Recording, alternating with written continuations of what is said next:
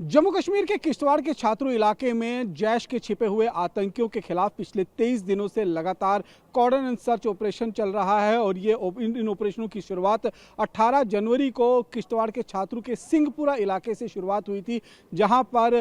भारतीय सेना ने जब आतंकियों की मूवमेंट को ट्रेस किया उसके बाद वहां पर बड़ा कॉर्डन सर्च ऑपरेशन लॉन्च हुआ। हालांकि गोलियों के तबादले के बीच में भारतीय सेना के स्पेशल फोर्सेस के कमांडो की गोली लगने से वहां पर शहादत उन्होंने हासिल की और उसके बाद से लेकर ही लगातार इस पूरे इलाके की घेराबंदी सुरक्षा कर्मियों ने कर रखी हुई है। और ये पूरा इलाका अगर आप देखेंगे तो करीबन 20 से 22 किलोमीटर का जो इलाका है,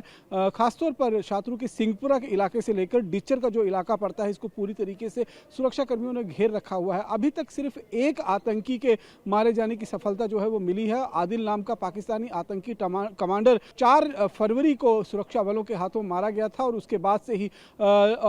करीबन 3 से 4 और आतंकी जो उस इलाके के अंदर छिपे हुए हैं, जिसमें सैफुल्ला नाम का एक ड्रेडेड पाकिस्तानी आतंकी है जिस पर 10 लाख रुपए का इनाम भी सरकार ने घोषित कर रखा हुआ है, उसकी तलाश की जा रही है। साथ साथ में उसके 2 से 3 और साथी इस इलाके के अंदर छिपे हुए हैं। दरअसल ये पूरा इलाका अगर हम देखें तो अभी स्नो बाउंड है, यानी कि बर्फ से भरे हुए पहाड़ हैं और इन बर्फ से भरे हुए पहाड़ों के बीच में जो घने जंगल हैं और घने जंगल में जब रात हो जाती है तो अंधेरे का फायदा उठाकर आतंकी एक इलाके से दूसरे इलाके में शिफ्ट होने में कामयाबी उनको मिल जाती है। और निश्चित रूप में क्योंकि ये स्नो बाउंड इलाका है और कोशिश यही रहेगी कि बर्फबारी के बाद जिस तरीके से सर्दी वहां पर बढ़ी है, तो ऐसे में सर्दी से बचने के लिए, बर्फबारी से बचने के लिए मजबूरी में आतंकी संगठन के जो जैश के आतंकी संगठन के आतंकी हैं वो सीधे तौर पर ऊपरी पहाड़ी से नीचे की तरफ जो है आने के लिए मजबूर हुए हैं। और यही सबसे मुफीद समय होता है जब आतंकियों को नीचे रहते हुए मार गिराया जा सकेगा, क्योंकि एक बार जब